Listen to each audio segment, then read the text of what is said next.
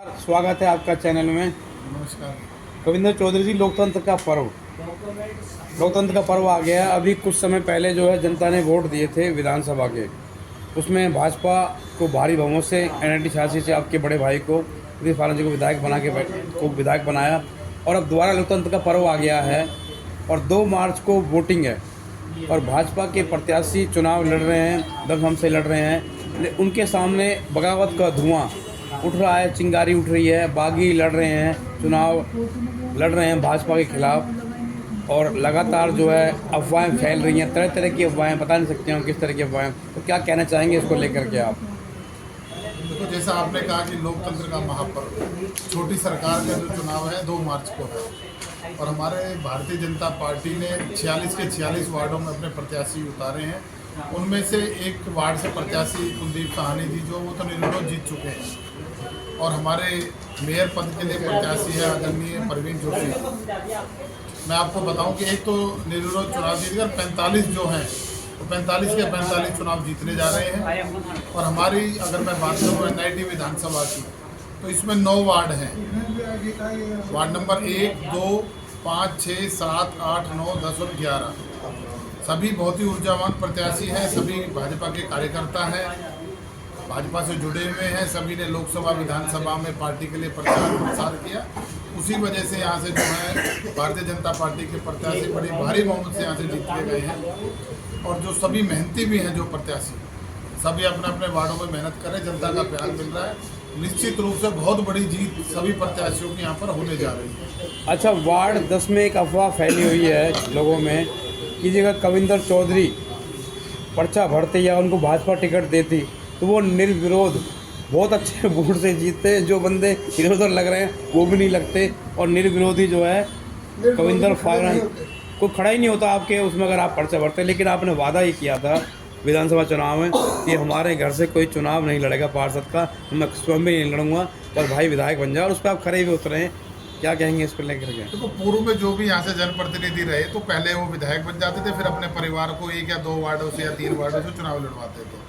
हमने अभी जो चुनाव हुआ अक्टूबर में विधानसभा का, बड़े भाई सतीश फागना जी जब चुनाव लड़ रहे थे तो मैंने अपने वार्ड में और आसपास के में यही एक संदेश दिया था कि हम परिवारवाद को आगे नहीं बढ़ाएंगे। अगर बड़े भाई सतीश फागना जी विधायक बनते हैं तो हम पार्षद का चुनाव नहीं लड़ेंगे और पार्टी जिस कार्यकर्ता को टिकट दे देगी उसको जिताने का कार्य करेंगे। उसी क्रम में आज वार्ड 10 से बड़े भाई भगवान सिंह जी जो हमारे OBC मोर्चा के जिला के अध्यक्ष हैं, उनको पार्टी ने उम्मीदवार बनाया है। उसके लिए बड़े भाई सतीश फागना जी, मैं, हमारा पूरा परिवार, हमारे सभी भाजपा के कार्यकर्ता दिन रात लगे हुए हैं उनको चुनाव जिताने के लिए और निश्चित रूप से बड़े भारी अंतर से चुनाव जीतने भी जा रहे हैं। बात करें कांग्रेस के मेयर के उम्मीदवार की, कांग्रेस के मेयर उम्मीदवार लता रानी है, रिंकू चंदेला है। तो हमने इंटरव्यू लिया था उनका, तो वो कहते हैं कि जो है भाजपा पार्टी कूड़े का ढेर है। इसको लेकर क्या कहेंगे? देखो, हमें तो भाजपा मेयर प्रत्याशी अगर कोई है तो परवीन जोशी जी, दूसरा कौन लड़ रहा है नाम ही नहीं पता किसी को। जब किसी को नहीं पता तो हमें भी नहीं पता। हम अपने प्रत्याशी के बारे में जानते हैं बड़े भारी बहुमत से और एक रिकॉर्ड बनने जा रहा है जो 3,67,000 का जो था एक चुनाव जीतने का मेयर का। इस बार कम से कम 5 लाख से ज़्यादा वोटों से जो है मेयर प्रत्याशी भारतीय जनता पार्टी के आदरणीय परवीन जोशी जी जीतने जा रही है। बात करें 1994 में नगर निगम गठन हुआ था। पहले फरीदाबाद में नगर पालिका कम्प्लेक्स हुआ करती थी और जब पहला चुनाव 1994 के अंदर हुआ तो आपके पिताजी जो पार्षद बने यहाँ से और सीनियर डिप्टी मेयर भी बने। इस बार जो है लोकतंत्र का पर्व है और जनता को सीधा मेयर चुनने का मौका मिलेगा। 2 मशीन लगेंगी, एक में तो जनता सीधे जो मेयर का चुनाव मेयर चुनेगी, एक में पार्षद चुनेगी। पहले जो है मेयर चुनते थे, पहले जो पार्षद चुनते थे, पार्षद ही mayor, senior mayor, deputy mayor चुनते थे। तो इस बार मेयर तो जनता सीधे चुन लेगी, लेकिन सीनियर डिप्टी मेयर और वरिष्ठ महापौर जो है पार्षद चुनेंगे। तो आपके इन 9 वार्डों में से मांग करेंगे कि कोई सरकार या भाजपा का नेतृत्व या कौन बनेगा सीनियर डिप्टी मेयर या मेयर? देखो, अभी तो जो विषय है वो चुनाव का है कि चुनाव जीतना कैसे है, तो हम जीतने जा रहे हैं। 9 के 9 वार्डों के अभी चुनाव हमारे जो भाजपा प्रत्याशी वो जीतेंगे। उसके बाद पार्टी का संगठन का जो निर्णय होगा वो सर्वोपरि है। ये तो संगठन को तय करना है। जैसे टिकटें हमारे संगठन के द्वारा तय होती है तो आगे हमें जो भी कोई होगा, चाहे सीनियर डिप्टी मेयर चाहे डिप्टी मेयर, वो संगठन तय करेंगे और उन्हीं के अनुसार वो भी जिसको बनाएंगे, जिसको को सर्वमान्य होगा।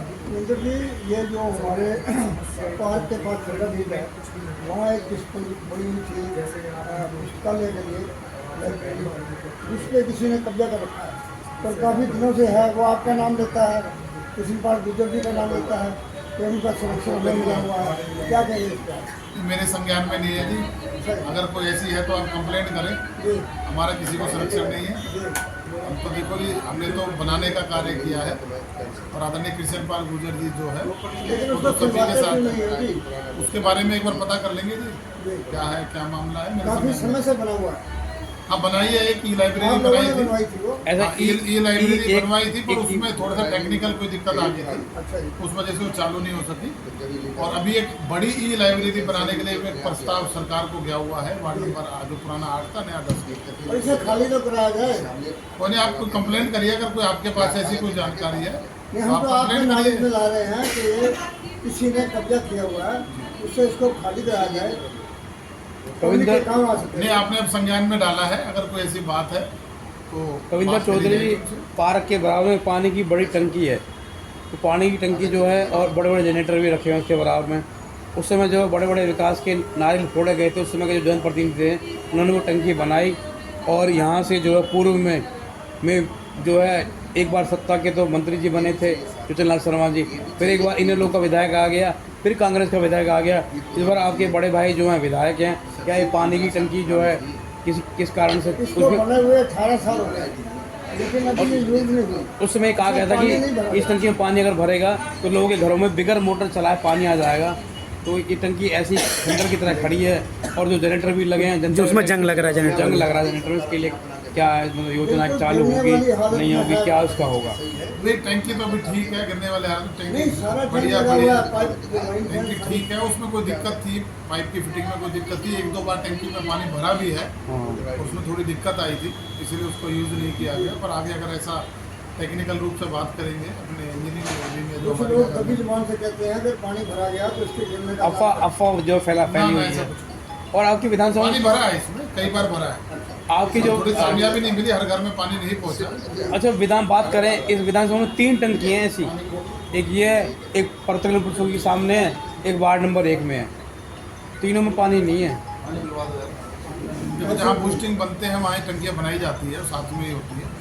और कई बार देखा जाता है, क्योंकि देखो लोग आबादी बहुत ज़्यादा है, कई बार प्रेशर पानी कम होता है, कई बार ज़्यादा है, तो जब ऊपर भरने के बजाय डायरेक्ट सप्लाई दी जाती है।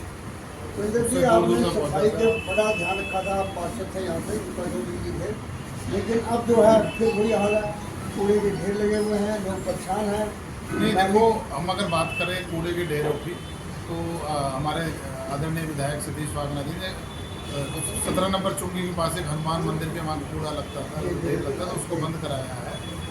और अभी मंडी में भी एक जगह फैलता, तो उसकी भी एक बाउंड्री से करा दी है, बाउंड्री करा दी है। तो हमारा प्रयास है, पर आपके माध्यम से मैं लोगों से भी निवेदन करूंगा कि देखो डालते तो लोग ही हैं, कई बाहर से थोड़ी आता सही कह है, रहे हैं लोगों का ही कूड़ा है। अगर लोग वहाँ कूड़ा डालना बंद कर दे तो बंद हो गया। पर कुछ लोग हैं, अगर मैं कहूँ तो मान लो 100 में से अगर 80 लोग डाल के जा रहे हैं और 20 लोग कंप्लेंट कर रहे हैं। अगर मैं तो ये कहता हूँ जन भागीदारी होनी बहुत जरूरी है, जो आसपास के लोग हैं, जो वहाँ के लोकल नागरिक हैं, जहाँ ऐसा कूड़ा डलता है वहाँ एक यूनिटी बनाए, वहाँ एक सुबह शाम बैठे लोगों का हाथ जोड़ के निवेदन कि भाई यहाँ ना डाले तो रुक जाएगा कूड़ा। बाकी निगम के अधिकारियों से बात की जाए कि वो भी इस मामले में थोड़ा सा ध्यान दे कि कोई भी नया डंप नहीं खत्ता नया नहीं बनना चाहिए। देखो बात करें कूड़े के ढेर की, आपने बड़ा अच्छा कहा कि जनता जो है कुछ समझदार होनी चाहिए। आज़ादी के 76 साल हो गए हैं, और 76 साल में मोदी जी ने जो है स्वच्छ भारत अभियान चलाया है, और बड़े बड़े जो है गाड़ियों में लाउड स्पीकर लग के बोला जाता है कि कूड़े वाली गाड़ी में कूड़ा डालें। आज़ादी के 76 साल भी हमें ये सिखाया जा रहा है कूड़ा डालें, स्वच्छ भारत अभियान। तो इससे पहले जो पूर्व की सरकार रही थी, चाहे कांग्रेस रही हो, चाहे हरियाणा विकास पार्टी रही हो, जो आई नीले की सरकार रहे हो, वो सरकार भी तो ऐसे कार्य कर सकती थी, और इसीलिए कहने की जनता का जो है लाभ सरकार को मिल रहा, लोग पसंद भी कर रहे हैं। देखो तो हमारे आदरणीय प्रधानमंत्री नरेंद्र मोदी जी ने स्वच्छता अभियान शुरू किया। उन्होंने 2 अक्टूबर को महात्मा गांधी जी के जो है स्टैचू के सामने सफाई करी। तो प्रधानमंत्री जी ने सफाई कर, इसका मतलब ये नहीं प्रधानमंत्री जी देश को साफ कर देंगे।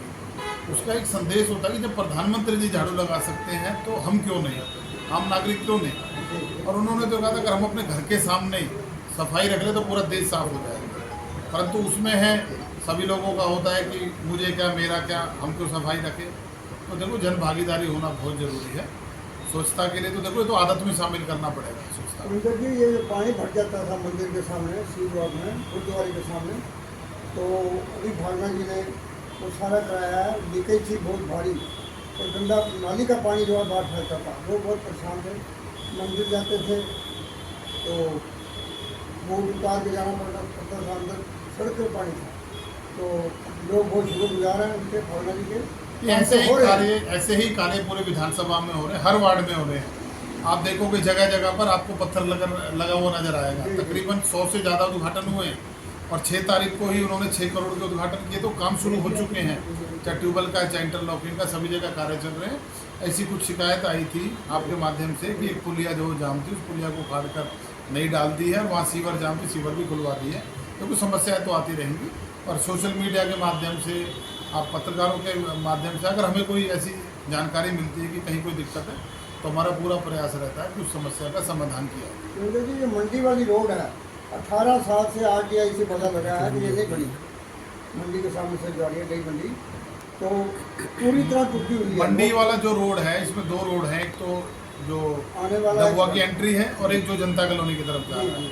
ये मार्केट कमेटी द्वारा बनाए गए थे, पर मार्केट कमेटी ने निगम को लिखा कि हैंडओवर ले ले, पर निगम ने कहा एक बार रिपेयरिंग करके जब हम लेंगे। तो अभी ये अटका हुआ था, और अभी माननीय विधायक जी ने अभी मार्केट कमेटी में मीटिंग ली थी, तो जो इंजीनियरिंग विभाग है मार्केट कमेटी का, उसको आदेश दे दिए हैं इन दोनों रोडों को बनाया जाए।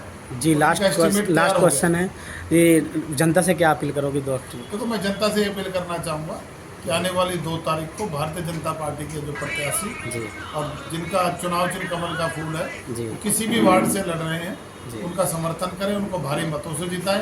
क्योंकि जो प्रदेश में भी हरियाणा भाजपा की सरकार है, केंद्र में भाजपा की सरकार है, केंद्र में मंत्री, केंद्रीय राज्य मंत्री चौधरी कृष्ण पाल गुर्जर जी है, उनका पूरा प्रयास रहता है कि हर वार्ड में विकास हो। इस विकास की गति को ना रुकने दें, और सभी जो भी भारतीय जनता पार्टी के प्रत्याशी हैं 46 के 46 वार्डों में, NIT के 9 के 9 वार्डों में सभी को जिताने का कार्य करें, और ताकि एक जो गति विकास ने पकड़ी है वो रुके ना, और तेज़ी से आगे बढ़े। और ये जो 9 पार्षद हैं, ये माननीय विधायक जी के साथ, माननीय सांसद जी के साथ एक सहयोगी बन के कार्य करेंगे, और जनता की जो छोटी छोटी समस्याएं हैं उनको समाधान करने का कार्य करेंगे। मेरी यही आपसे अपील है कि आने वाली 2 तारीख को भारतीय जनता पार्टी के पक्ष में मतदान करें।